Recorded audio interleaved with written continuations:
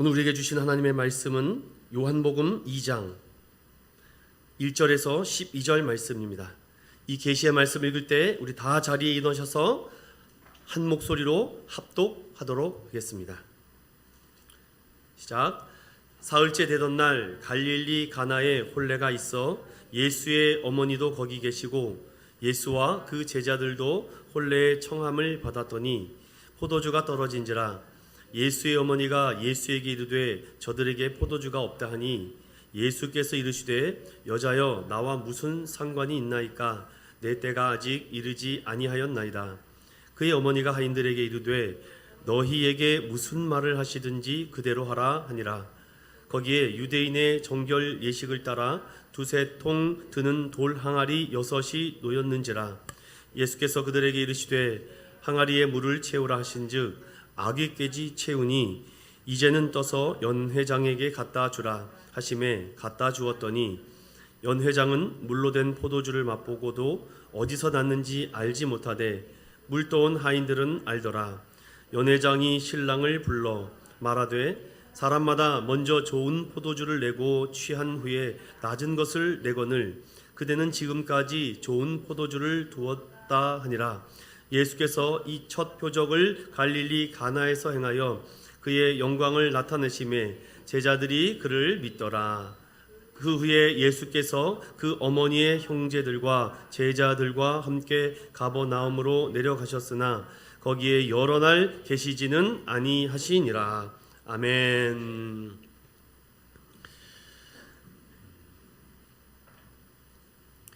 요한복음 8번째 말씀으로 오늘 말씀의 제목을 함께 따라해 보겠습니다. 믿음의 의미는 확신보다 순종이다. 우리 자부들과 또 인사해 봅시다. 우리 믿음의 사람 됩시다. 순종의 사람 됩시다.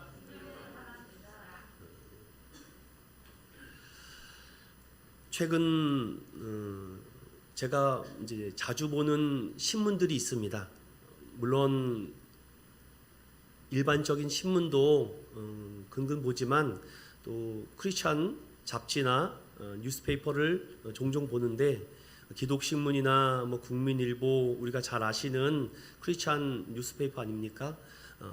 그런데 해외에서 발행되는 신문이 있습니다. 그것이 미국 크리스찬 타임즈라는 뉴스 매거진이거든요. 신문이죠, 쉽게 말하면. 그 안에 미주, 유럽, 또 이렇게 아시아, 특별히 한국에 대해서 종합적인 뉴스를 모아서 보도를 합니다. 물론 TV 방영은 되지 않고 신문으로만 방영되는데 지난달에 이런 기사가 올라온 것을 보고 사실이 아니기를 좀 바랬던 마음이 있었습니다. 미국 크리스찬 투데이 이 신문 안에 이런 기사가 올랐습니다. 지난 1년간, 그러니 2021년이겠죠. 무려 크리스찬 한국 인구가 120만 명이 신앙을 떠나버렸다.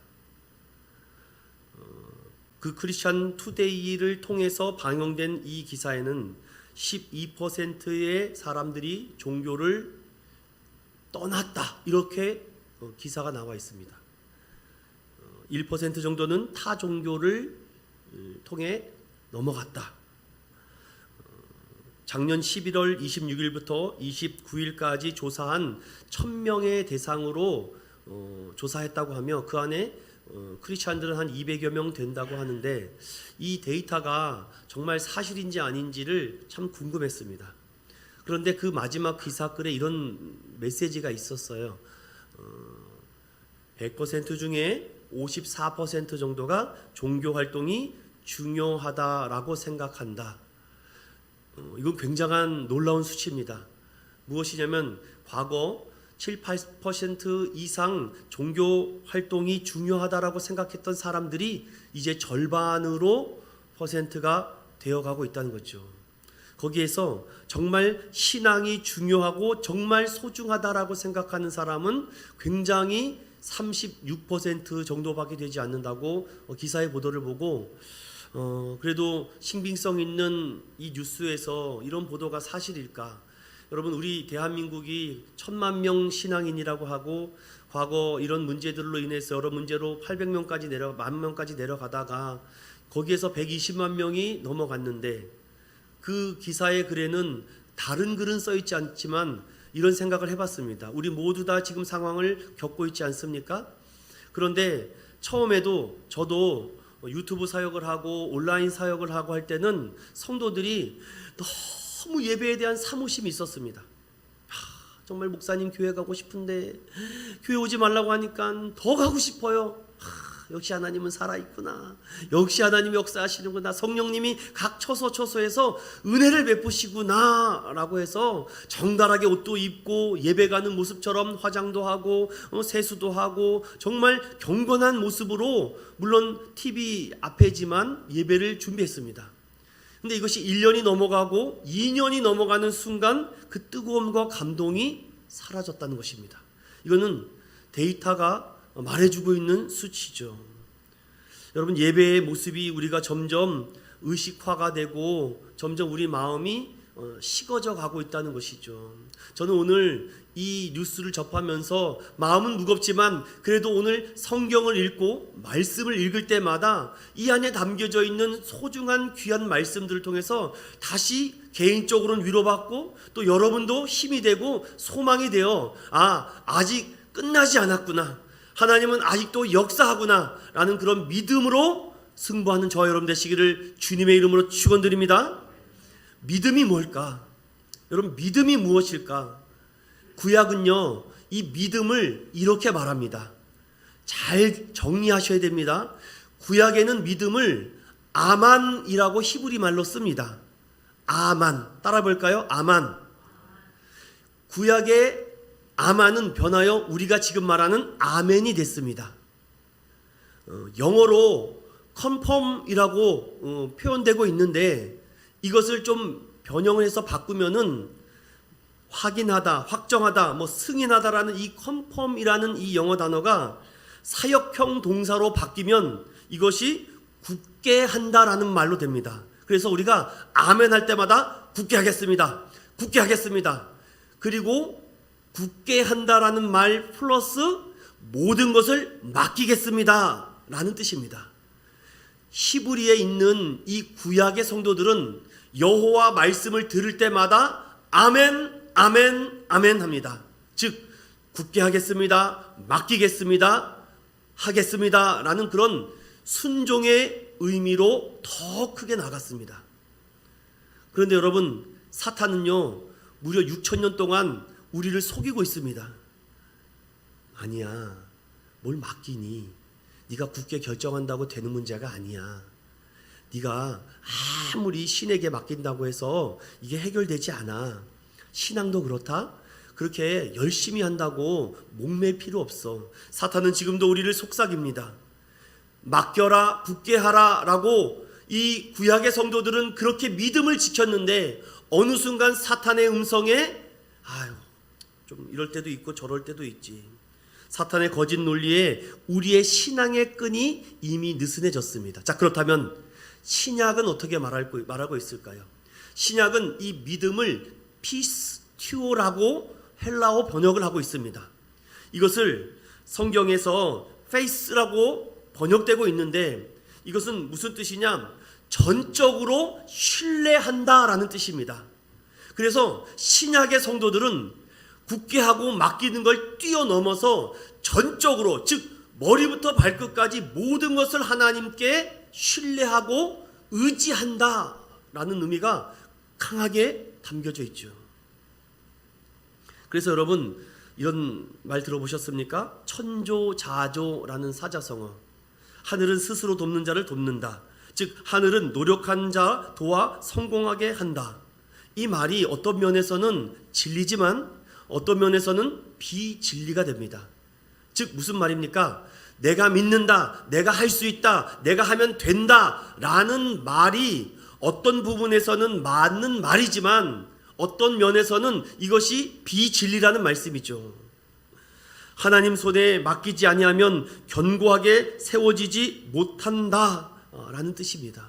하나님이 나를 붙들어 주시지 않으면 우리가 믿을 수 없다라는 말입니다. 그래서 구약의 성도들은 아멘 한 것이고 신약의 성도들은 피스티오라고 이렇게 그들이 강력하게 말할 수 있었던 것은 이 믿음의 의미를 처음에는 몰랐습니다. 그냥 하신 말씀을 잘 따라가고 그냥 그 말대로 잘 선포하면 되는구나, 이 의미로 생각하고 살아가다가 나름대로 그것이 마음에 새겨 확실히 됐죠. 믿음은 이래, 믿음은 이런 것이야 라고 정의는 잘 내립니다. 그런데 막상 환난과 어려움과 고난과 고통이 찾아오면 믿음대로 순종하지 않아요. 오늘 제가 그 말씀을 함께 나누려고 합니다. 그래서 믿음은요, 확신을 가져야 되는 것이 맞죠. 그러나 확신보다 더 중요한 것이 있다면 저는 그 믿음에 대한 순종이 아닐까? 오늘 요한복음 2장의 말씀을 통해서 저는 이렇게 여러분들에게 말씀드리고 싶습니다. 성경에서 말하는 믿음은 마음으로나 생각에서 동의하고 인정하는 것만이 아니라 이렇게 실제로 행동하고 믿음으로 순종하여 맡기는 것이 진짜 믿음 아닐까? 아니 진짜 믿음 아니겠습니까? 그래서 성경 66권에서 말하는 순종이라고 말하는 이 obedience, obey라고 말하는 이 복종이라는 이 영어 단어는요, 저는 이렇게 정리 한번 내려보고 싶습니다. 주님 어디로 가시든지 따르겠습니다. 주님 저는 예수님 닮겠습니다가 순종 아니겠습니까? 그런데 우리가 지금까지 믿음 생활하고 정말 예수님 닮기를 갈망하셨습니까? 아니면 예수님이 좌로 가라 우로 가라 동서남북을 말씀하시면서 그리로 가라 할 때 우리가 묻지도 않고 따지지도 않고 토달지 않고 그대로 갔다면 여러분들은 믿음의 확신을 뛰어넘어 순종한 것입니다. 저는 오늘 이 말씀을 통해서 여러분들 이제 대통령 선거 얼마 남지 않았죠. 30%가 넘는 사전투표를 보고 우리 대한민국 사람들이 이렇게 관심이 많았는지 저도 놀랐습니다. 여러 가지 말들이 많아서 시끄럽지만 하나님이 이미 택하시고 정하신 뜻이 있을 거라고 믿고 여러분들도 선명한 선택을 하셨으면 좋겠습니다. 말씀으로 다시 돌아가면 지난 시간에 하나님은 호기심과 영적으로 충만했던 나다나엘을 부르시며 이 사람은 참 간사하지 않다. 어떻게 하셨습니까? 라고 묻는 이 나다나엘의 질문에 내가 무화과 나무에서 기도하는 것을 내가 봤다. 그 한마디에 나다나엘은 자신의 이 굳은 마음이 녹아집니다. 당신은 하나님의 아들이십니다. 참 이스라엘의 임금입니다. 라고 주님을 높이죠. 그러자 예수님은 아니 무화과 나무의 아래서 봤다는 것 가지고 놀라느냐? 이제 앞으로 너는 더 큰 일을 볼 것이다 라고 나다나엘에게 말씀합니다. 오늘 여러분들은 한 사람 한 사람이 다 오늘 나다나엘이 되셔야 됩니다. 나다나엘이 되셔서 정말 주님께서 나에게 큰 일을 베풀어 주시고 놀라운 일을 경험시켜 주신다고 하셨다면 뭔가 확신이 들지 않습니까? 그 확신을 가지고 오늘 요한복음 2장의 말씀으로 들어가야 되는데, 자 그렇다면 오늘 이 요한복음 2장의 첫 번째 표적의 사건이 일어나는 장소가 어디입니까? 그 장소를 우리 한번 1절을 통해서 다 같이 한번 읽어보겠습니다. 시작. 사흘째 되던 날 갈릴리 가나에 혼례가 있어 예수의 어머니도 거기 계시고. 여러분 오늘 이 혼인잔치가 있었던 장소가 어디입니까? 갈릴리 가나. 자 잊지 마세요. 어디에서 했다고요? 갈릴리 가나. 자 1장 마지막 절에 나다나엘에게 뭐라고 말씀하셨습니까? 주님이 네가 큰 일을 볼 것이다. 자 그런데 여러분 요한복음 21장으로 껑충하고 넘어가 보십시오. 21장 2절을 다 같이 읽어보겠습니다. 함께 읽어보겠습니다. 시작. 시몬 베드로와 디두모라 하는 도마와 갈릴리 가나 사람 나다나엘과 세베대의 아들들과 또 다른 제자 둘이 함께 있더니. 아멘. 여러분 갈릴리 가나 사람이 누굽니까? 나다나엘입니다. 여러분 오늘 이 나다나엘에게 주님께서 큰 일을 보이겠다라고 하신 말씀이 며칠 만에 이루어집니까? 3일 만에 이루어집니다. 하루, 이틀, 사흘 만에. 자, 여기서 다시 저를 보십시오. 요한복음에는요, 특수한 말씀이 기록되어 있습니다. 특별히 요한의 특수 기적 말씀 7가지라고 얘기를 하는데 제가 조금 정리를 시켜드려야 됩니다. 앞으로 요한복음 강의하면서 계속 살펴보기 때문이죠. 다른 공간복음에서는 기록되어 있지 않는 요한의 7가지의 특별한 기적, 즉 요한복음에는요, 이 기적 외에는 다른 기적이 없다는 것이죠. 먼저는 가나의 혼인잔치에서 물을 포도주로 만든 사건의 기적, 그리고 왕의 신하의 아들을 죽었다가 살리는 기적, 또 하나 38년 된 병자를 일으켜 세우시는 능력, 또 하나는 물 위를 걸으시고 오병이어의 기적을 베푸신 사건, 또 하나 날 때부터 소경된 자를 보이시어 눈을 뜨게 한 사건, 마지막으로 죽었던 나사로를 살렸던 예수님의 기적, 예수님께서 베푸신 이 7가지의 기적을 요한은 기록하고 있습니다. 다시 한번 또 정리해 볼까요? 예수님은 물을 포도주로 만드십니다. 그러면서 이렇게 말씀하시죠. 그의 영광을 나타나심에 그 첫 표적을 보시고 제자들이 믿었더라. 자, 오늘의 이 말씀의 의미는 어떤 표적을 통해서, 어떤 사인 시그널을 통해서 내가 메시아 예수 그리스도이심을 자연적 이 놀라운 능력으로 보여주신 사건입니다. 두 번째 사건은 무엇입니까? 왕의 신하의 아들을 살리시는 것. 아, 주님은 죽은 자도 살리시는 분이시구나 라는 이 전능하신 하나님의 능력을 보이십니다.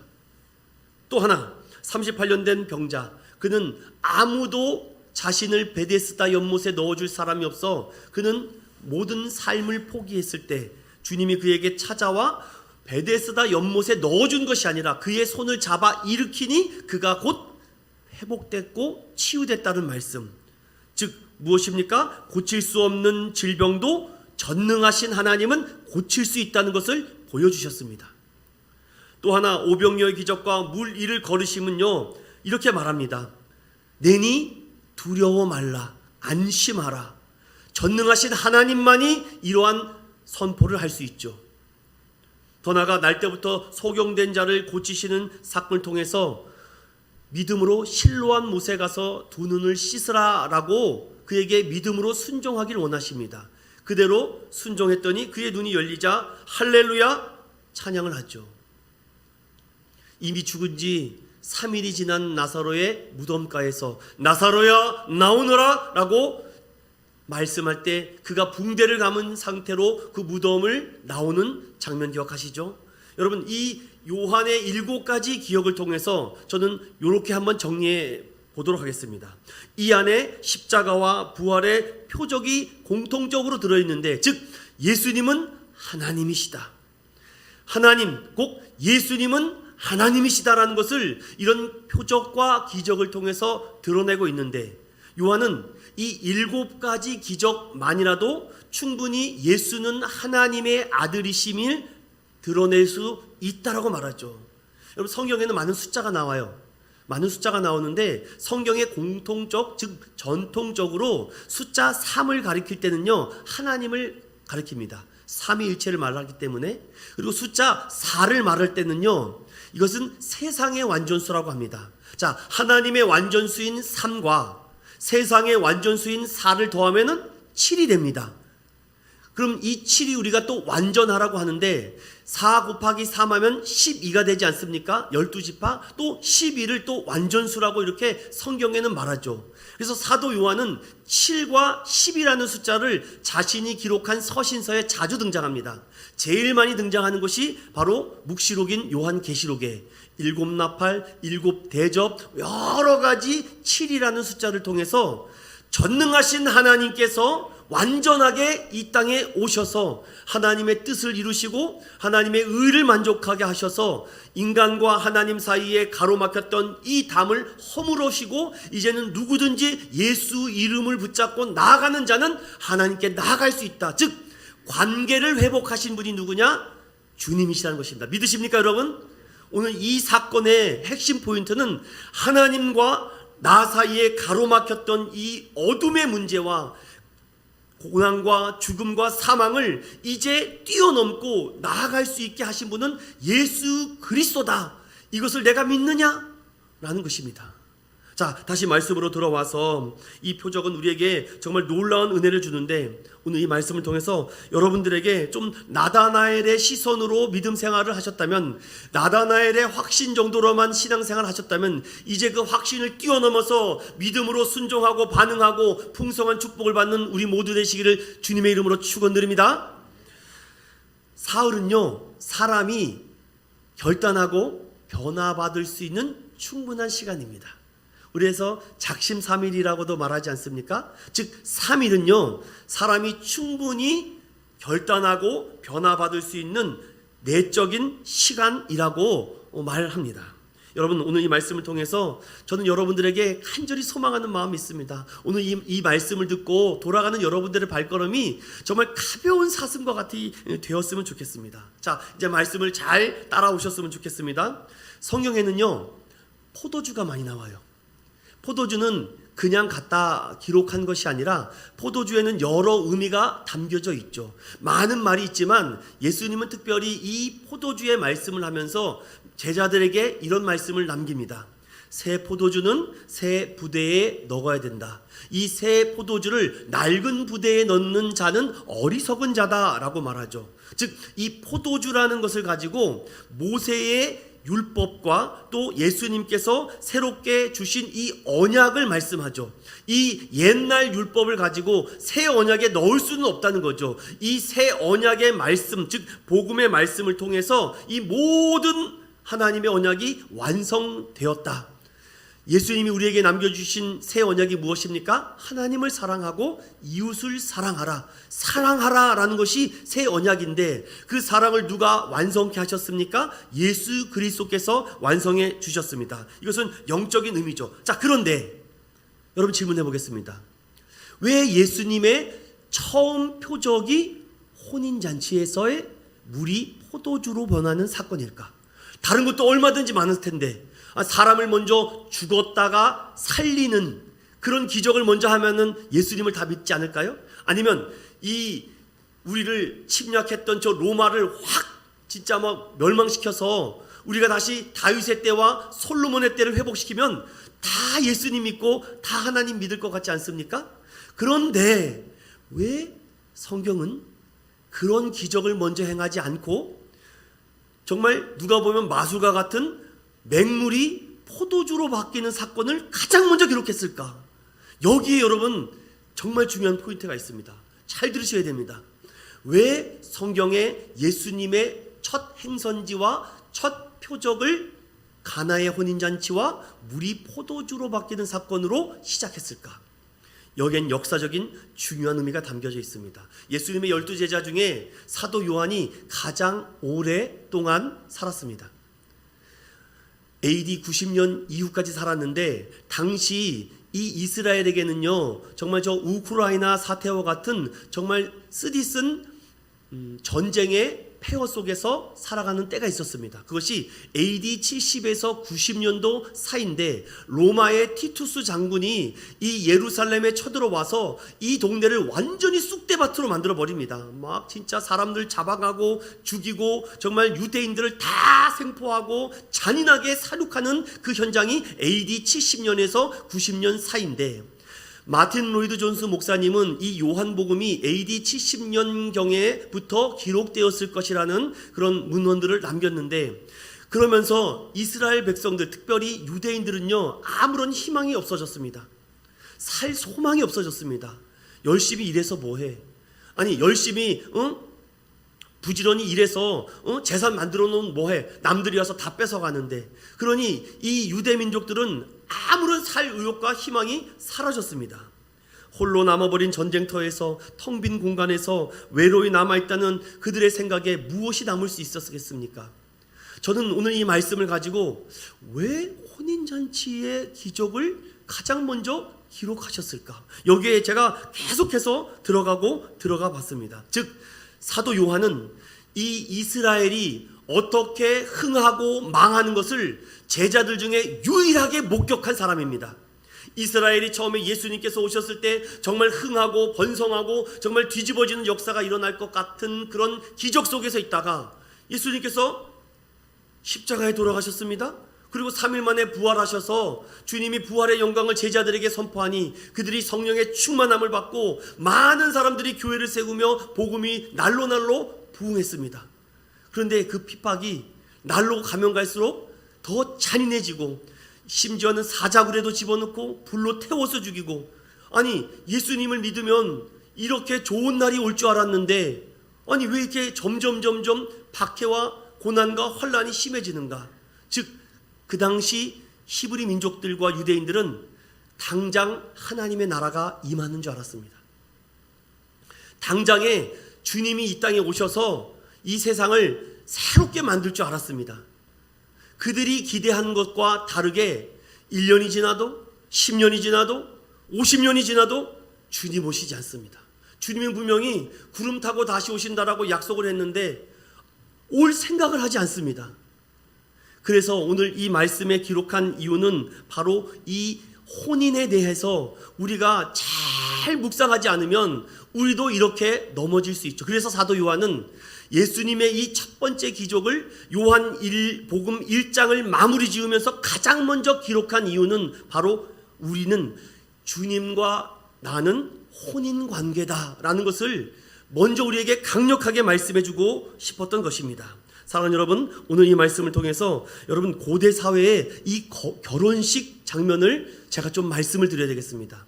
오늘 이 말씀보다 제 말을 잘 들으셔야 됩니다. 고대 유대 민족들은요, 결혼하는 풍속이 우리랑 비슷하면서도 다른 부분이 있었습니다. 그 부분을 알아야지 오늘 가나의 혼인잔치가 깨달아집니다.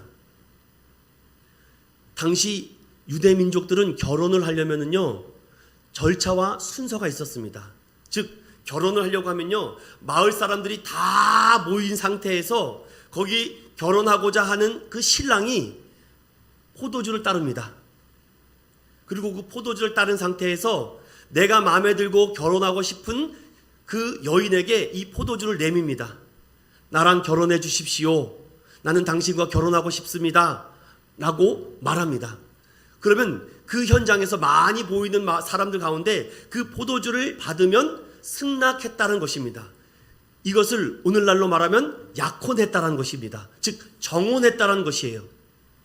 그렇게 되면은 모든 마을 사람들이 다 증인이 되는 것이죠.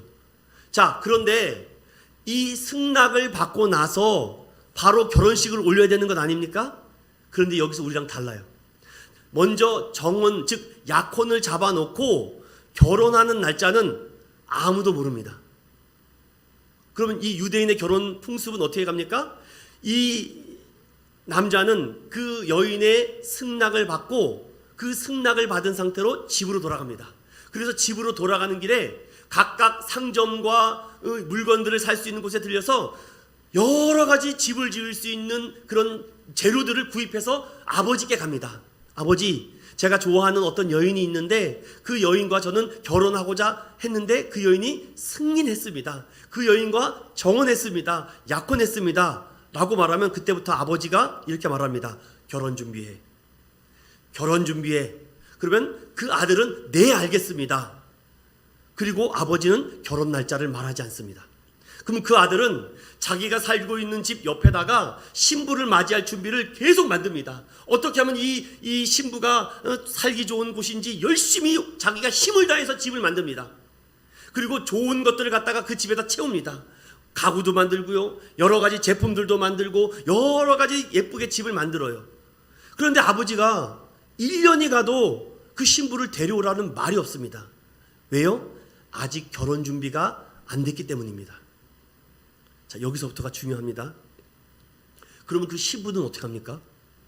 아니 그 신부는 어떻게 합니까? 이것이 그 남자랑 약혼을 했기 때문에 이건 이러지도 저러지도 못한 상태에서 그 여인은 마음과 몸을 지키면서 신랑이 올 때를 계속 기다려야 됩니다.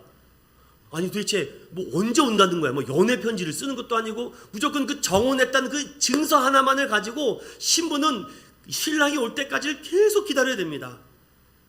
그런데 어느 날 집을 짓고 계속 아버지의 눈치를 본 아들이 아버지가 말하지 않을까? 나는 준비가 다 됐다고 생각하는데, 근데 준비가 다 됐다고 생각했지만 아버지는 입도 뻥끗하지 않아요. 그런데 생각하지 못했던 때에 아버지가 아들아 이제 준비가 된 것 같으니 신부를 데리고 오너라 딱 그럽니다. 그러면요 이 아들이 그동안 내가 참고 정말 기다렸던 그 사랑하고 저 예쁜 그 신부를 맞이하러 간다는 마음에 정말 나팔을 불면서 그 신부를 태울 가마를 준비해서 딱 신부 집에 갑니다. 그러면요 그 신부가 저기 멀리서 나팔 소리를 듣습니다. 아 이제 신랑 오는구나, 내 사랑하는 낭부님 오시는구나 라고 막 기뻐합니다. 그런데 그 다음에 어떻게 합니까? 이 나팔 소리를 듣고 그 신부 집에 그 마을 사람들이 다 모입니다. 그리고 문을 닫아버립니다.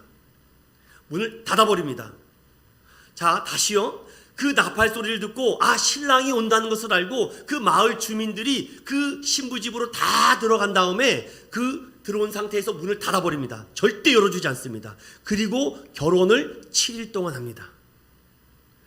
정말 그 당시에 이 결혼식은요 그 동네에 엄청난 명절과도 같았습니다. 그래서 특별한 이 명절과 같은 절기에는요 최상급 포도주를 먹습니다. 당시 최상급 포도주나 독주는요 결혼식이나 돼야 먹습니다. 우리도 그렇죠. 옛날에 정말 육전이라도 먹으려면 추석이나 돼야지 육전이라도 먹죠. 똑같습니다. 그런데 바깥에 있는 사람들이 그 잔치에 참여하려고 문을 두드립니다. 아 여보시오 내가 좀 늦었는데 나도 이 잔치에 참여하고 싶소. 안 열어줍니다. 문이 한번 닫히면 안 열어줍니다. 그리고 7일 동안 성대하게 잔치를 준비하기 위해서 이 신랑은요 정말 그 7일 동안의 잔치를 위해서 먹을 것, 입을 것, 쓸 것을 정말 상상할 수 없을 정도로 준비를 해야 됩니다. 그러니 포도주가 떨어졌다는 것은요 이 잔치를 망하겠다는 겁니다. 초상집이 나는 겁니다. 절대로 포도주가 떨어질 수는 없습니다. 그래서 무엇보다도 신랑은 가장 좋은 포도주를 먼저 구입해서 그 하객들과 손님들에게 대접하죠. 그런 다음에 7일 동안 잔치를 베푸는데 그 다음에 신랑이 신부 방에 들어갑니다. 그런데 신부가요 계속 눈물을 흘려요. 너무 힘들었거든요. 언제 온다라는 얘기도 없고 내일입니까? 오늘입니까? 말도 없다가 갑작스럽게 도적과 같이 임합니다. 그런데 그래도 이 신부는요 신랑이 온다라는 확신을 가지고 있습니다. 전혀 의심하지 않습니다. 이 신부는 끝까지 그것을 붙잡습니다. 그런데 이 신랑이 그 말대로 왔어요. 이게 영화가 있습니다. 여러분 시간 되면 꼭 보십시오. 가나의 혼인잔치 이꼬르 커버넌트 언약이라는 영화입니다. 그리고 영화의 마지막 장면이 이렇게 끝납니다. 주룩주룩 눈물을 흘리고 있는 그 여인에 가서 눈물을 닦아주면서 이렇게 말합니다. 고맙다. 1년간 유혹과 시험을 잘 참고 이긴 신부에게 축복하며 사랑합니다 라고 마칩니다.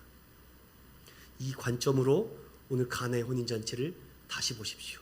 즉 예수님은요 신랑이시고 우리는 신부입니다. 주님은 다시 오신다 우리에게 언약하셨습니다. 그래서 주님이 가는 곳에는요 잔치 분위기가 내야 됩니다. 그런데 오늘 이 코로나와 오미크론 등등으로 해서 오늘 교회가 매 주일마다 잔치를 베풀어야 되는데 그 잔치의 그 기운과 그 힘이 빠져버리니 교회 와도 은혜를 못 받는 것입니다. 저는 여기에 더 붙여서 이렇게도 말씀을 드립니다. 가장 좋은 것을 교회에 드려야죠.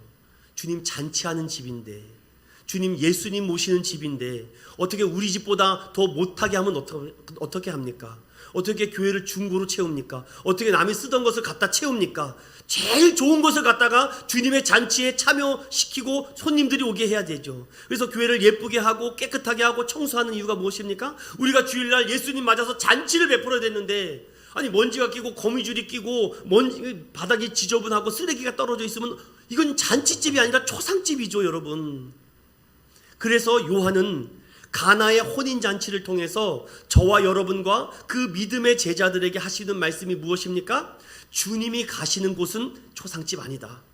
주님이 함께 가시는 곳, 주님이 머무는 곳은 날마다 잔치고, 혹 처음에 초상집 같은 집 분위기라도 주님이 그곳에 들어가면 잔치집으로 바뀐다는 것입니다. 오늘날 예배 드리는데 왜 잔치집과 같은 이 파티와 같은 이 축제와 같은 그 능력들이 교회가 사라져갑니까? 이거 회복해야 됩니다. 그래서 저는 정말 할 수 있는 한 이 교회가 누구 겁니까? 뭐 제 겁니까? 여러분 겁니까? 주님의 것 아닙니까? 그래서 가장 좋은 곳으로 채워야 되는 것 아닙니까? 이왕이면 새 것으로 채우고 가장 좋은 곳으로 채워야죠. 그리고 주일날 가장 좋은 옷을 입고 나와야죠. 가장 정결한 모습으로 나와야죠. 여러분 신부 아닙니까? 신랑을 맞으라고 교회를 왔는데 지나가는 슬리퍼를 신고 왔다? 이거는 신부와 신랑의 이 혼인잔치를 전혀 모르고 있기 때문입니다. 사랑하는 믿음의 성도 여러분, 오늘 이 가나의 혼인잔치를 통해서 우리가 깨달아야 될 것은 하나님과의 만남의 시간을 헛되이 보내지 마십시오. 적당히 하지 마십시오. 여러분이 준비한 가장 소중한 예물을 준비해서 드리십시오. 왜 사람에게 드리고 사람에게 바친다고 생각하십니까? 하나님이 받고 계시지 않을까요? 오늘 이 말씀은 너무나도 잘 아는 말씀입니다. 이 잔치집 분위기에 7일 동안 연회를 베풀고 있는데, 아니 난리가 났어요. 포도주가 떨어진 겁니다. 그런데 이 문제에 대해서 많은 해석들이 있지만 저는 이런 쪽으로 조금 가깝게 가고 싶습니다. 포도주가 떨어진 것을 예수님의 어머니 마리아가 알죠. 그리고 포도주가 없다는 사실을 알고 마음이 많이 힘들었습니다. 아, 어떡하지? 여기에 지금 포도주가 없는데 저 사람이 마음이 얼마나 힘들까? 신랑은 얼마나 마음이 초조하고 불안할까? 야, 이거 큰일 났네. 어떻게 내가 도와줄 수 없을까? 아마 마리아는 이런 생각을 했던 것 같습니다. 그런데 마리아가 보였던 것은 다른 것이 아니라 예수님이 보입니다. 어머니 마리아는 예수님께 말합니다. 포도주가 없습니다. 뭐 어떡하라고요? 포도주가 없습니다. 여자여, 나와 무슨 상관이 있습니까? 내 때가 아직 이르지 않았습니다. 그리고 이 마리아는 하인들에게 말합니다. 너희에게 무슨 말씀을 하시든지 그대로 순종하라라는 것입니다. 성경은 군더더기가 없습니다. 아주 심플합니다. 그랬더니 예수님께서 야, 이거 뭐 어떻게 하라는 거지? 이런 생각을 했을까요? 마리아는요, 예수님이 어떻게 태어났는지를 가장 잘 아는 사람이죠. 예수님은 평범한 인간이 아니라는 것을 잘 압니다. 그는 하나님의 아들이고 택함받은 그리스도이심을 이미 어머니 마리아는 잘 알고 있습니다.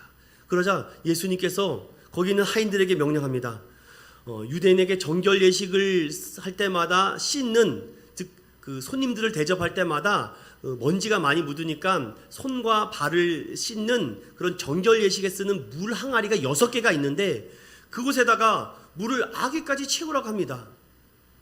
여러분, 그 항아리는요 식용수가 아닙니다. 식음하는 먹는 물이 아니라 이렇게 발 닦는 물입니다. 더러운 물이죠. 그냥 하찮은 물입니다.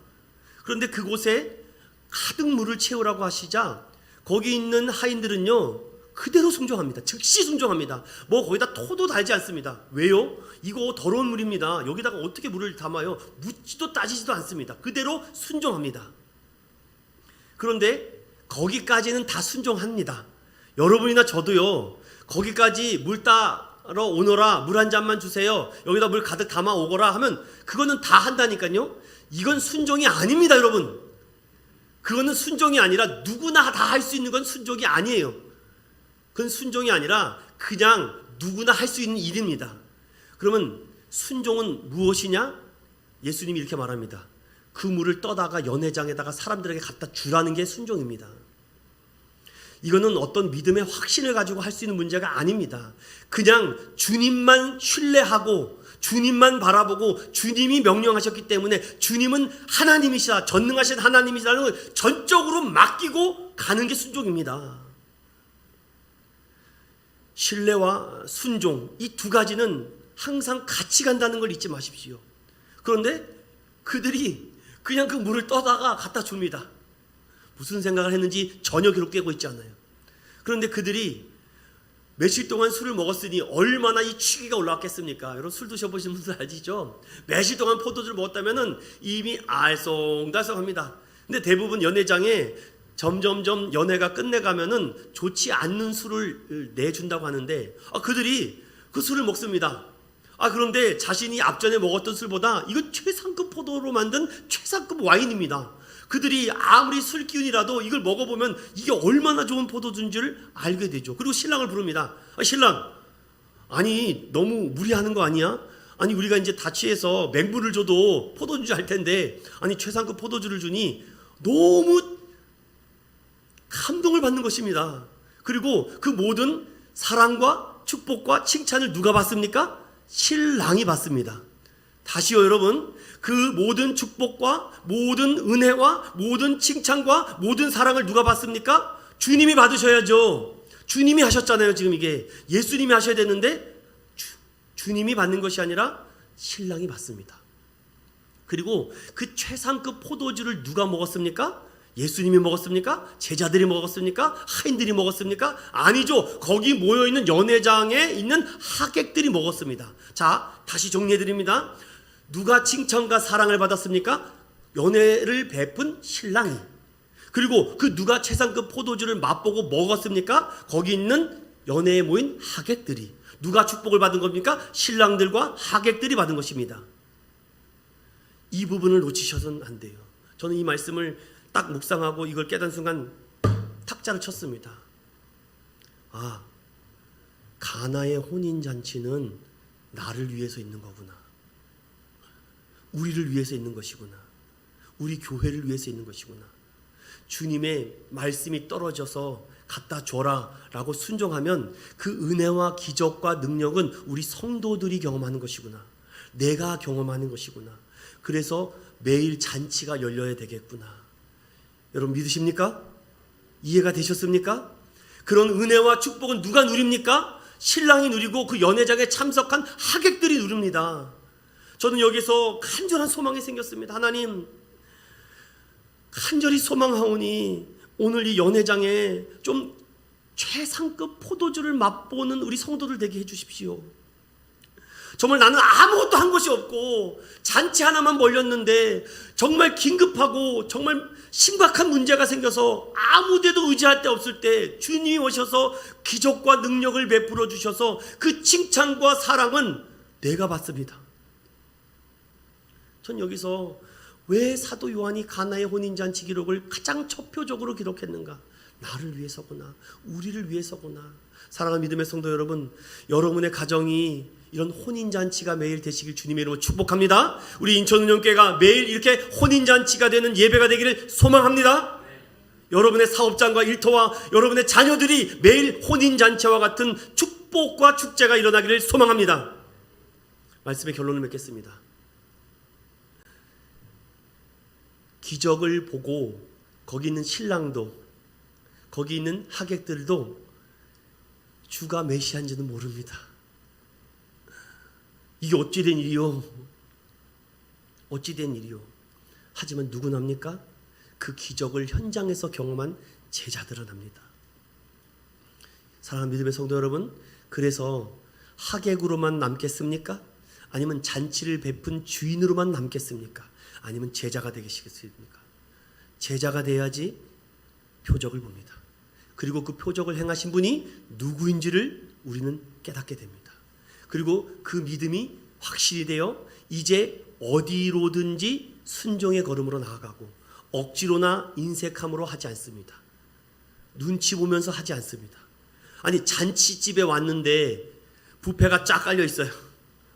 어떡하지? 나 고기 하나 더 먹으면은 주인이 눈치 봐. 이러면서 여러분 결혼식장에 가서 뷔페집 음식 먹는 사람 있습니까? 그냥 접시를 두세 개 놓고 쓸어 담지 않습니까, 여러분? 누구 하나 눈치 볼 필요 없습니다. 여러분이 주인이지 않습니까, 지금 그 잔치에.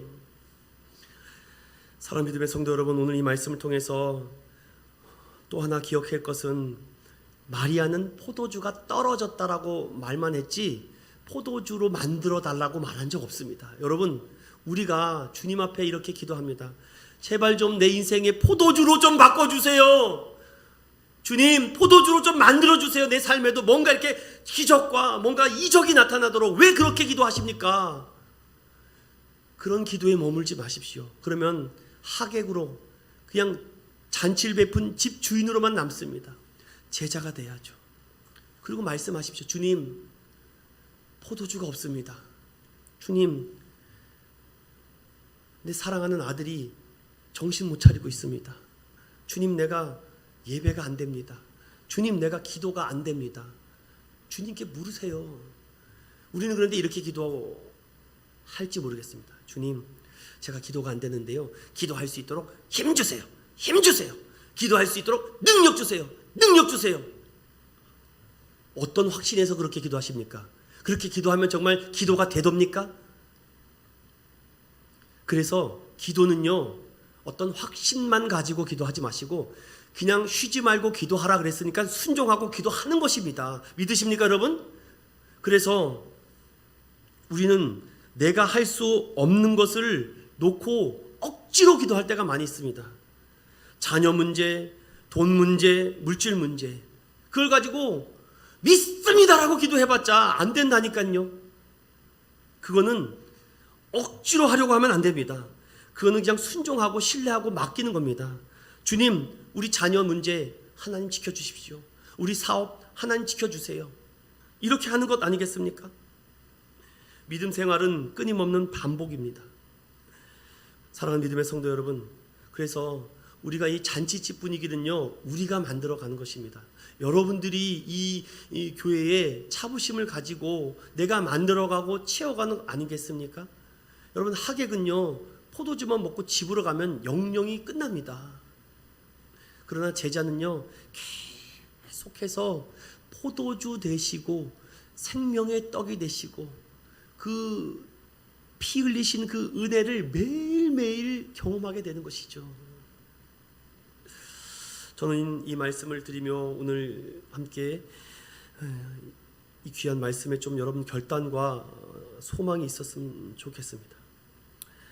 이 말씀을 준비하는데 제 마음속에 계속해서 이 찬양이 마음속에서 울렸습니다. 좀 하나님, 우리 인천은연교회에 하늘문 좀 열어주십시오. 정말 하늘문 좀 열어주십시오.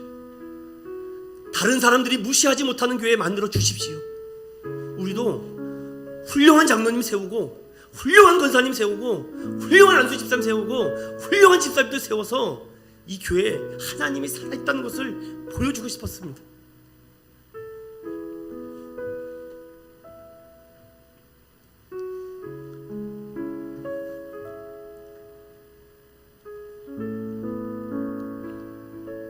어느 누구도 우리 성도들 감히 건들지 못하도록, 어느 누구도 우리 교회 건들지 못하도록, 이 교회는 주님이 살아있는 교회다. 감히 우리 교회를 누가 건드려? 하나님, 하늘문을 좀 열어주십시오. 우리 인천은연교회가 가나의 혼인잔치가 되게 하여 주시옵소서. 이렇게 어저께 밤에 간절히 기도가 나왔습니다.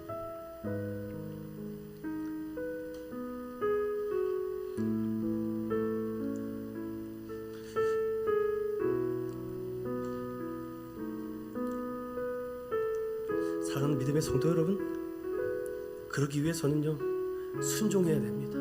확신만 가지고 안 돼요. 기도하라면 기도하는 겁니다. 예배하라 그러면 예배하는 겁니다. 주님께 드려라 그러면 전적으로 신뢰하고 맡기는 것입니다. 포도주가 없습니다. 주님이 맹물을 포도주로 만들어 주십니다. 가나의 혼인잔치가 우리 인천은연교회 혼인잔치가 되도록 날마다 여러분들이 깨어서 기도하기를 소망합니다. 오늘 이 말씀을 통해서 순종할 수 없는 것을 순종하라고 하신 이 믿음의 말씀을 가지고 함께 믿음으로 이 찬양을 고백하며 나아가겠습니다.